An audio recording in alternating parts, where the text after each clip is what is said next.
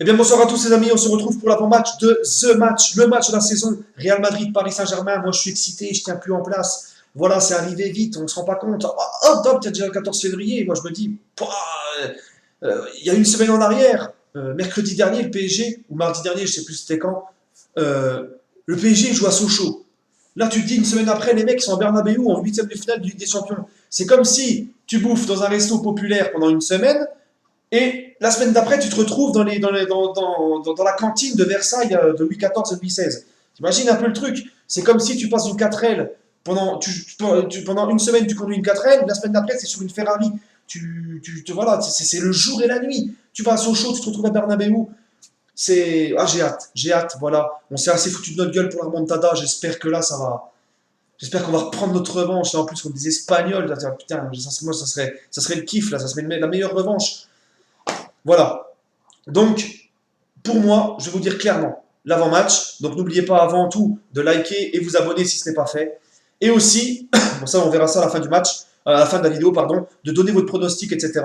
Bon, je ne vais pas vous présenter le Real Madrid. D'habitude, les avant-matchs, je présente les équipes adverses. Et Real Madrid, c'est bon, quoi. 12 Ligues des Champions, un palmarès long comme le bras, même tiens, comme les deux bras.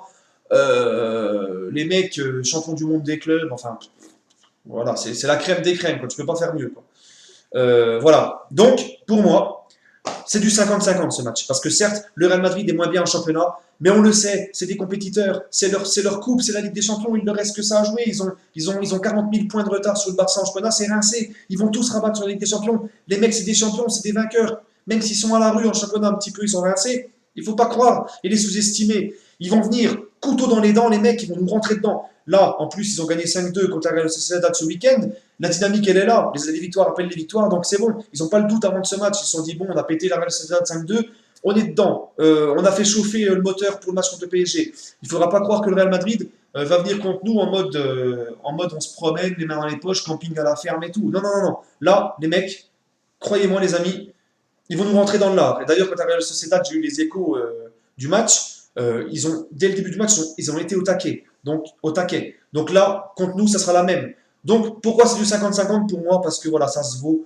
C'est le Real. Nous, on a Neymar, on a Mbappé. Voilà, on a un niveau d'effectif, on a trop d'effectifs. Mais c'est aussi un match qui se jouera à la guerre des milieux. Je pense que l'équipe qui passera sur ces deux confrontations-là, ça sera sur la bataille du milieu. Et quand tu as Modric, Kroos, Casemiro, eh ben, je peux te dire que les Rabiot et compagnie, ils ont intérêt à se secouer le fion parce que ça va. C'est du très haut niveau le trio, le milieu qu'il y a au Real Madrid, c'est du très lourd. Voilà, c'est du 50-50 pour moi, tout dépendra. Parce que les Parisiens, on a toujours du mal dans les matchs où il faut poser ses couilles. On a du mal. À Munich 3-1, on perd, on se fait bousculer. Au Vélodrome, on fait 2-2. On mérite même pas le match nul, on se fait bousculer. À Lyon, on perd 2-1, on se fait bousculer, on s'en fout, on finit le match main dans les poches. Hop. Donc moi, à chaque fois qu'il y a eu un match important où il fallait vraiment se donner, et en plus à l'extérieur, on était absent. Donc là, j'attends vraiment des Parisiens couteau dans les dents, en mode guerrier, on en a la dalle, on va leur rentrer dedans. C'est tout ce que je leur demande. Voilà. Donc si le PSG applique ça, si le PSG se donne à fond, pour moi c'est du 50-50. Sinon, c'est même pas la peine. On va sortir en huitième comme des cons. Et puis c'est même pas là. On rentre chez nous et puis voilà. Bon maintenant, moi, la composition que j'attends d'Unai Emery, ce que j'attends, j'ai pas dit que ce qu'il va faire. Moi, la composition que j'aimerais, c'est celle que j'attends. Donc Areola au cage. Oui, on va me dire, oui, mais non, mais Trapp, les deux, c'est pas des top goals. Arrêtez. Il y en a en direct, Trapp, c'est Neuer, le mec. Les deux, ce ne sont pas des top goals. Et pour moi, que ça soit l'un ou l'autre au cage, ça change rien. Les deux sont capables du pire comme du meilleur.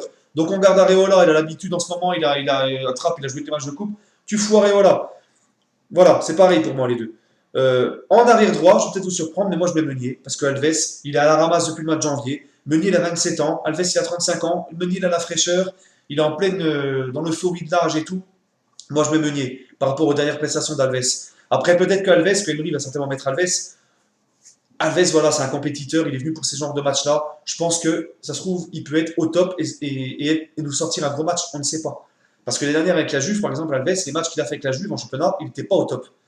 Mais comme c'était la Ligue des Champions, on se rappelle, il a été magnifique. Donc, on va savoir. Mais moi, je mets quand même Meunier. Défense centrale, je mets Thiago Silva, Marquinhos. Arrière gauche, je mets Berchiche, parce que Kurzawa, même ma grand-mère, elle serait meilleure. Voilà, le mec, il sait plus centrer, il sait plus rien faire, c'est une catastrophe. Il fait des boulettes à gogo. Moi, j'en peux plus. Donc, moi, je mets Berchiche qui monte en puissance au fur et à mesure des matchs. Et en 6, je vais peut-être encore vous surprendre, et ben je mets l'As. Parce que l'As, oui, l'As, contre Rennes, contre Sochaux, il n'a pas été trop dans les duels, il s'est un peu retenu, il n'a pas mis de taquet. Mais il se retient, il sait qu'il y a le Real qui arrive bientôt, il revient physiquement, il n'a pas joué et tout pendant longtemps. Donc il se dit, ah, il y a le match du Real, je vais peut-être faire attention. Parce que moi, je n'ai pas trouvé dégueulasse dans le jeu, il était serein, tranquille. Mais croyez-moi qu'un gars comme Las, en plus il connaît Bernabeu, il connaît la Ligue des Champions, il a l'expérience. Un gars comme Las, croyez-moi, il saura mettre les coups à Bernabeu. Croyez-moi, il le fera. Il ne l'a pas fait contre les Sochaux parce qu'il se préserve. Et il revenait et tout. Mais croyez-moi que s'il joue contre le Real, il va donner les coups qu'il faut. Voilà. Ensuite, en relayeur, je mets Rabiot, Verratti. Ça ne change pas. Devant, je mets la MCN. Donc j'avais eu une petite hésitation à un moment donné sur Mbappé ou Di Maria, parce qu'il y a vraiment débat sur ça. Personnellement, les amis, je pense que Mbappé, on le sait tous, il est fan de Ronaldo, il avait les posters quand il était petit de Ronaldo dans toute sa chambre, il va vouloir se donner à fond. Et moi, j'ai l'impression que lui, j'ai l'impression qu'on va voir un bon Neymar aussi, mais j'ai l'impression que c'est le match à Kylian. Je ne sais pas pourquoi je le vois comme ça. Moi, je le laisse, je le mets titulaire, Di Maria, tu peux le faire rentrer à 70e et tout. Si Kylian est vraiment pourri, au pire, tu le changes à la mi-temps. Mais je sais pas, moi, je sens vraiment le Kiki, il va nous faire un match de folie. Je le laisse, il a la dalle, il kiffe Ronaldo depuis qu'il est tout petit, c'est à Bernabeu, il va se donner à fond le gamin.